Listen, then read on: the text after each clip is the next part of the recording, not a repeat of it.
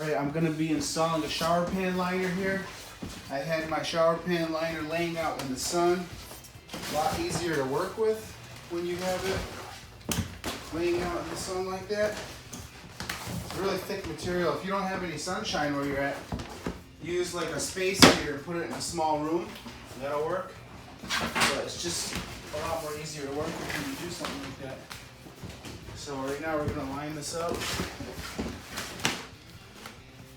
Any extra shower pan liner you want, you always want it up against the wall because you're going to be cutting at the base of the shower curb.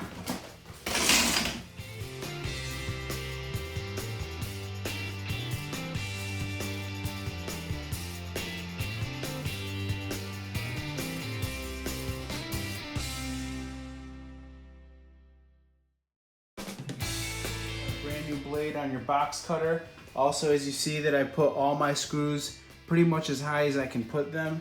You never perforate the pan. That means don't put a hole in the pan anywhere other than when you put in your 3-piece drain flange. And the only reason you do that is because when we go to put the silicone down and then put your hole in, that no water will ever penetrate underneath the pan liner. And you're gonna find your holes in your drain flange. I've already lifted mine up. I know one's here. And the correct way to do this is you see people on YouTube leaving the screw in there and putting a big X and putting this through. That's gonna leave you a bigger hole. I don't like that.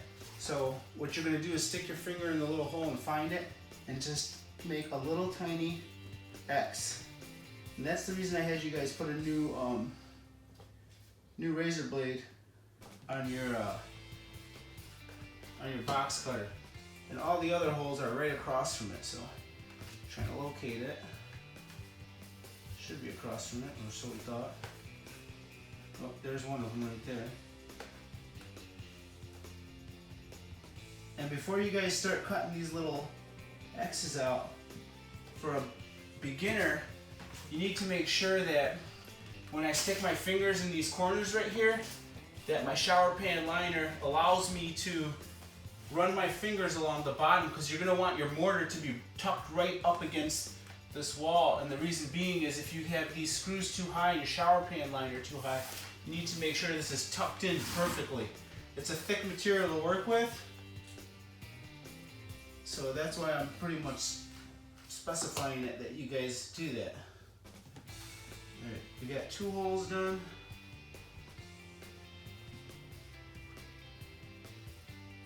Wherever the other one is. Sorry it's taking so long.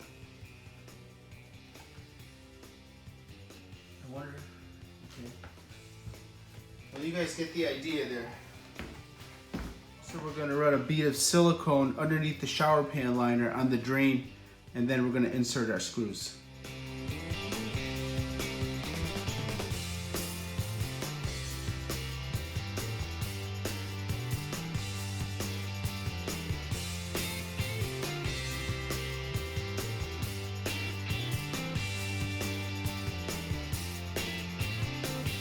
Locked around our center ring, and what you're going to do is don't cut a circle out in there.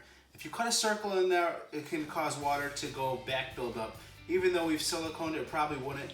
Just cut an X in there, smaller than the drain. Don't go all the way up to the lip.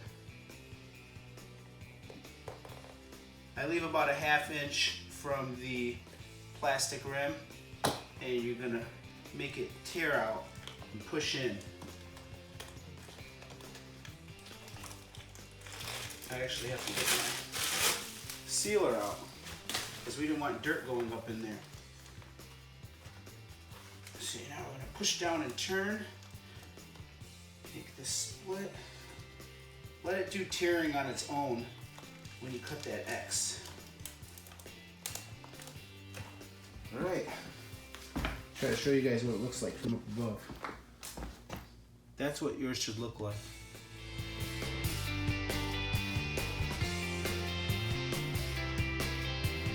I wanted to record this part for you guys in real time so you guys can see exactly what's going on. Here's what we're doing. We're hiding the fold under here. You can see what I've done here is I've gapped my shower pan liner whatever these want to call it, that hold up the shower pan liner just in case. I've backed them up about 1/4 of an inch to account for the fold. You guys don't have to do this, but it'll allow you for a more flush wall when you're doing your tile. And what we're gonna do is fold it inwards like that. Put a screw in there. Tuck it in, up.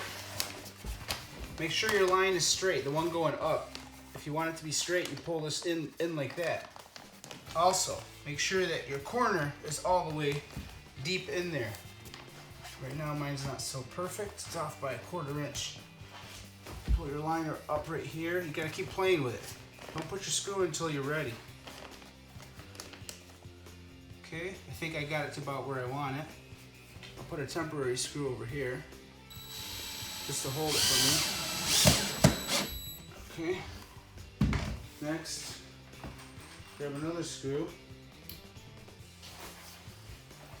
So when I cut this, I'm gonna make sure it's not gonna move on me later.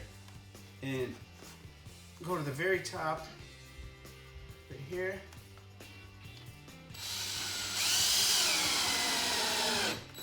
You're pretty much safe as long as you put your screws in above where your shower curb is, because you know water's never really gonna get there. The purpose of having this all the way up like that is just because if water ever did like evaporate, seep up, you know, after long periods of time. Probably not gonna happen anyways, but I'm pretty confident in that right there. Got a good fold. And take your razor blade, and what you're gonna do, you gotta cut a straight line here, and you gotta go straight up. That's why I told you guys get a new blade. Go right up against center.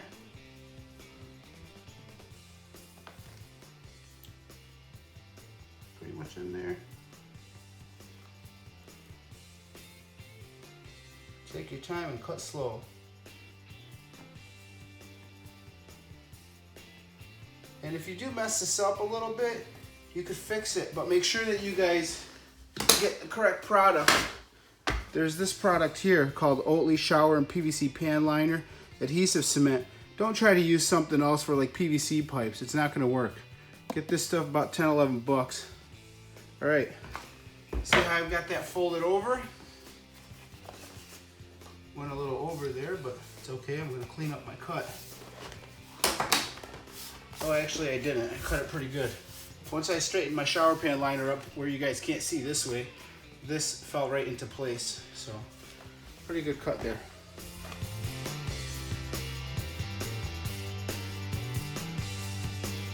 This corner can get pretty tricky for a lot of people.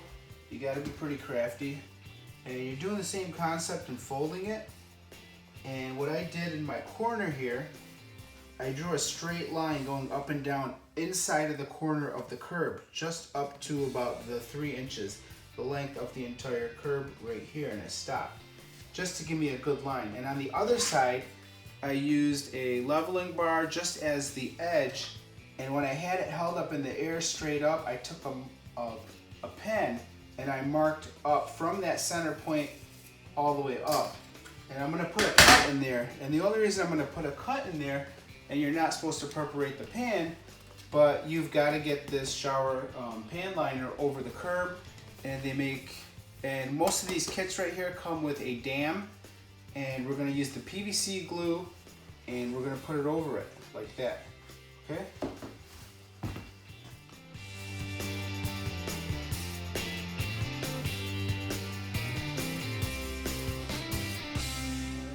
Cut an extra piece of shower pan liner that was extra, and I'm gonna show you guys how we're gonna do this. And I'm gonna go underneath, not over. So if water ever does get over, it's gonna go over. If you do this, then it will stop at the curb or try to go underneath. So we're gonna triple bury this. Watch this. What I mean by triple is, actually I'm gonna put a little cut right here. That way I can go up and under. So not only is it going to have this support blocking the water, the shower dam, and also when you put your curb over it, you're going to have the red guard membrane. So you got 3 membranes. So I'm confident that we have nothing to worry about.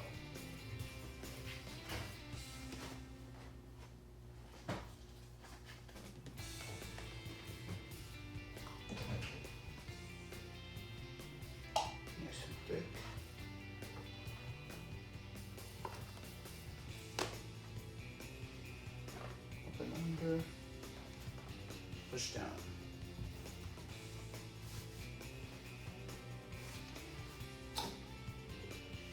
Some more on this end. Okay. Push down and hold it for about 5 minutes. All dry. Now we're gonna put our shower dam in. Butter all this up.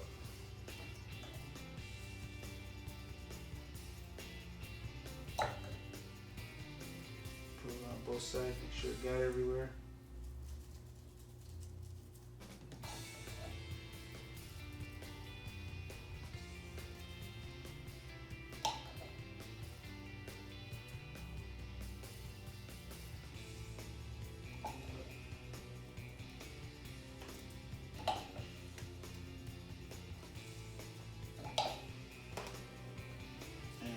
Push that down for about 5 to 10 minutes. Okay, I got my dam corner all in, and I know you got this big bunched up piece here, but I'm going to lift up my pan liner when this is completely dry, and to account for this, I don't know, maybe 2 millimeters, slightly, almost a 1/4 inch, not even.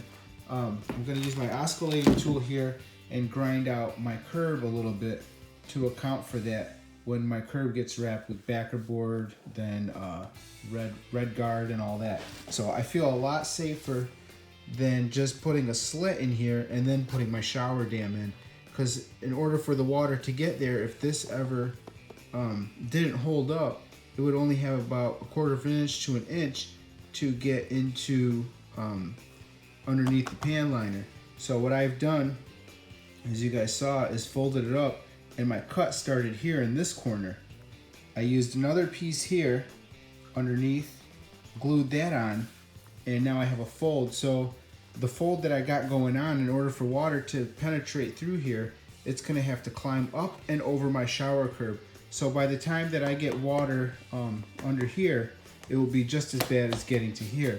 The only difference is you have a little bit of a bunch here. I got 3 layers, which I just told you guys I'm gonna account for by cutting out the wood in my shower curb. So that way I'll sleep a lot better at night knowing that I'm not gonna have water penetrating underneath my shower pan liner. So I think this is a better way of doing it. It's a little bit more work, but it's a better job. So you brush this stuff on, count to about 20 seconds to 30 seconds, and then place the rubber down, the PVC dam corner down, and that way it's a lot more tackier. You're not sitting here holding it for 20 minutes. So that'll help. Shower pan liner fully installed, and you think you're ready to move to the next step to put in your muds for your slope. Don't go forward without doing this. I've used packaging tape and sealed up my hole. I'm gonna fill it up with water, let it sit for about a day, just in case. You want to make sure that it's not leaking through the ceiling or anything. So you got your shower pan liner installed.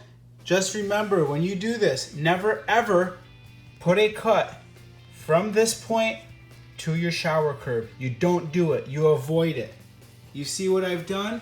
It was really easy to gouge out a little bit of the shower curb to account for the thickness of the overlap that was needed in order not to cut my shower pan liner from the floor to the 4-inch mark of the 2x4s to account for it. So very easy, a little bit more work, but you know that it's never ever gonna leak. So make sure you guys take that into precaution. Biggest mistake people make is they put a shower pan liner in and assume this is gonna take care of the job. So they put a slice from here to here and install this. Big mistake, don't do it. Watch what I did, copy the same instructions that I've done. I've seamed this together. I know it's a little difficult, but just make sure that you don't put that cut in from the floor all the way up. I did a fold, got about 3 layers up under here to account for it, and I've gouged this out with my oscillating tool in order to make room for a little bit more work. Not a lot at all, but you know now it's not gonna leak.